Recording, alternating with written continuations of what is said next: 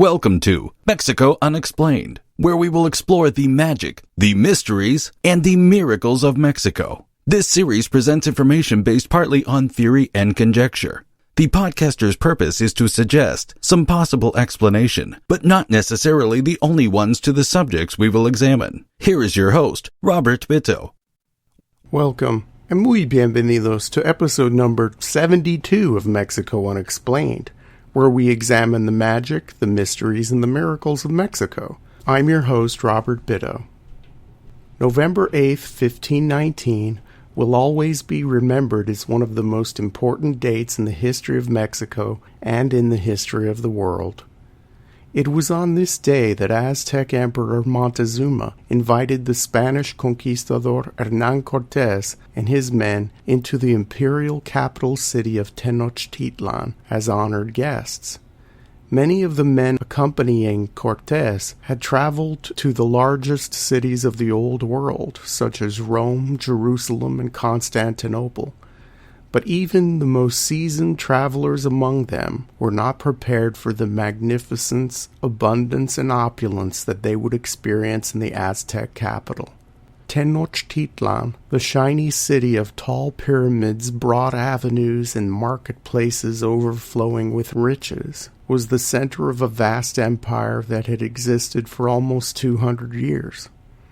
The Aztecs controlled most of central Mexico, and their territory went as far north as the Oxtlipa lands in the modern state of San Luis Potosí, and as far south as a disconnected cacao-producing area called Xoconochco in the modern country of Guatemala and the modern Mexican state of Chiapas. Trade routes extended farther and connected the Aztec Empire with the far-flung areas of Central America and the modern-day American states of New Mexico, Arizona, and Texas. Most all goods, tribute, and talent in the Aztec territories eventually flowed back to that capital city in the center of the lake, which so impressed the Spanish newcomers. Historians estimate that hundreds of thousands of people of dozens of ethnic groups lived under either direct Aztec control or in some sort of state of subjugation through tribute. As the Spanish found out on their long march to the imperial capital, many people and entire groups of people did not enjoy living a subjugated existence under the Aztec jackboot. Resistance to Aztec rule throughout Mexico was common, and to quell the rebellions and to expand their territory, the Aztecs developed a superior military fighting force. Part of this superior military force included elite special ops groups collectively known as the Eagle and Jaguar Knights. In the Aztec language of Nahuatl, they were known as Huautli and Ocelotl, respectively. Together, the knights were known collectively as Cuautlocelotl. As the Aztecs were constantly in a state of war with their neighbors, all able men were required to undergo basic military training. Women never went to battle, and there were no exceptions. Basic combat skills were usually learned by Aztec boys in their homes or neighborhoods. But by the age of 14, military education became more strict and serious and shifted to local temples. Those boys who displayed exceptional skill were chosen to become future Eagle and Jaguar Knights. The knights in training, who mostly hailed from the noble classes, were supervised by more experienced warriors, and training was more rigorous. In addition to a more attentive training regimen, those slotted to be knights were also educated in other disciplines such as religion, politics, and history. Formal military service usually began at age 17, and many of the boys in the Knights training program fought in major battles with their older warrior mentors, although they were relegated to the rear ranks.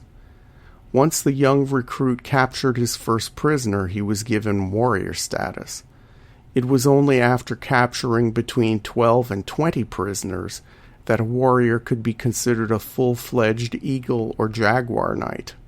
Those exceptional knights could also join two more elite groups called Otontin and Cuauhchique. The latter group means in English, the shaved ones. The commanders of the knights and those who committed an exceptional amount of extraordinary acts in battle usually belonged to these super elite groups. They were distinguished from the others by a special shield with an insignia of 4 crescents in addition to a more elaborate military uniform. Those who did not go through the formal knight's training program from adolescence and who were not from the noble class could also become Jaguar and Eagle knights, although it was more uncommon. Through extreme and distinguished valor and courage on the battlefield, a commoner could elevate himself to the ranks of the knights. Many people born into the lower classes in Aztec society saw the military as a way to increase their social status.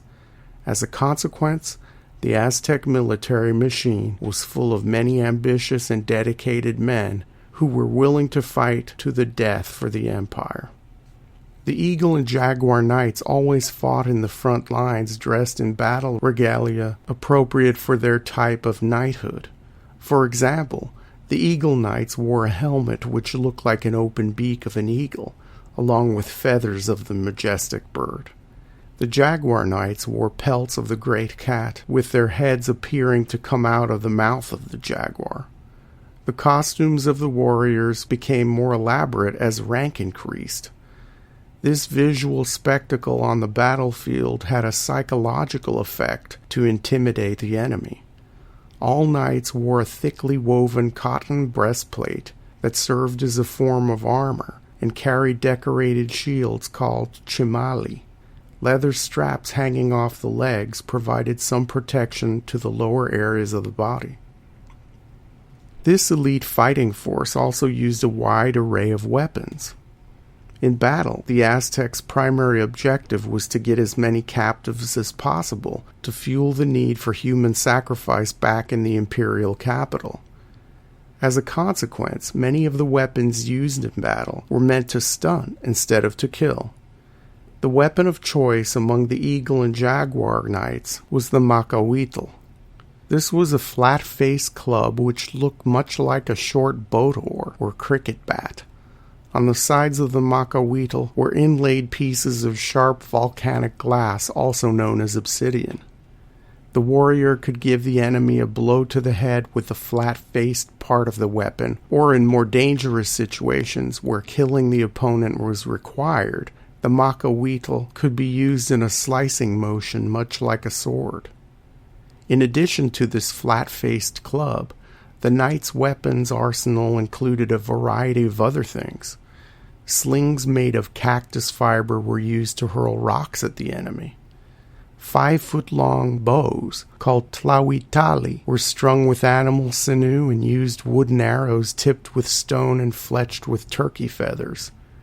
A tecapatl was a dagger with an 8-inch handle and tipped with a flint blade, used mostly in hand-to-hand combat. The knights also made use of the itztopili, an axe shaped like a tomahawk with a copper or stone head, sharp on one side and blunt on the other. Those in the front ranks used a unique type of flat wooden spear thrower called an atlatl, which allowed the spear to travel a longer distance. The spear used in the atlatl was called a tlacochtli and could be as long as 6 feet. For ambush fighting, the knights also used a blowgun and darts tipped with a poison made from the secretion of a tree frog. Through the use of these weapons, the knights were well trained in long-distance, face-to-face, and clandestine combat. When not engaged in battle, the Eagle and Jaguar knights enjoyed their privileged status in Aztec society. In a culture that values war, the warriors will be held in a very high regard, and the Aztec culture was no exception here. While many men in Aztec society went to battle, the knights were seen as the only full-time professional soldiers. With the man's commission as a knight, the emperor also bestowed on him a piece of land that he owned for life and could be passed down to his children. Any profit made by economic activities on that land was for the sole use of the knight and could not be taxed by the empire. The Eagle and Jaguar knights were allowed to have multiple wives and were able to dine in the imperial palace, eating special foods usually reserved for the nobility. They could drink alcohol in public and wear sandals in designated royal areas. They were also permitted to wear jewelry and special clothing in public if they desired. Aztec society as a whole gave much respect to the knights, and most every little Aztec boy aspired to be one. Upon entering the center of the Aztec capital of Tenochtitlan in 1519, the Spanish were shown the various buildings that made up the civic ceremonial heart of the empire. Next to the Templo Mayor, or principal pyramid in the center of the imperial capital, was what was called the House of Eagles. It was in this large structure of broad patios and meeting rooms where the Eagle and Jaguar knights congregated for ceremonies and rituals and engaged in meditation and prayer to the god of war Huitzilopochtli, one of the main ancient Mexican gods who was born ready for battle in full warrior regalia. The House of Eagles was first built in the year 1430 and greatly expanded 40 years later under the direction of Emperor Axayocatl, who expanded the Aztec Empire and increased the number of men serving in the military. The building was renovated again in the year 1500 as the empire grew and more wealth flowed back to Tenochtitlan. In 1521, the majestic House of Eagles became one of the first casualties of the Spanish Conquest. The Spanish completely destroyed this noble place, and they built a church dedicated to St. James the Apostle on top of its ruins, and thus the mighty Aztec knights were buried for good. Thank you once again for listening to another episode of Mexico Unexplained. Remember to like and subscribe to us on YouTube and follow us on Twitter. Tell your friends by sharing these shows with others. Please go to our website, MexicoUnexplained.com, for references, illustrations, and for free access to transcripts of past shows. Please visit our Patreon page and consider making a donation to help out the show. We appreciate your kind attention once again. Until next time, thank you and gracias. Thank you for listening to another episode of Mexico Unexplained with host Robert Bitto. For show summary, relevant links and commentary, please check out our website at mexicounexplained.com. Like us on Facebook and be a part of the conversation. Adios and hasta la vista.